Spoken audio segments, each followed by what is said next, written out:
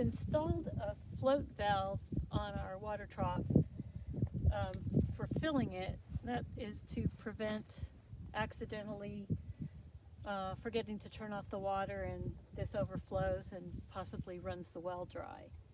So you connect the hose to the feeder hose, and there's a quick connect valve. I'll show you how that works.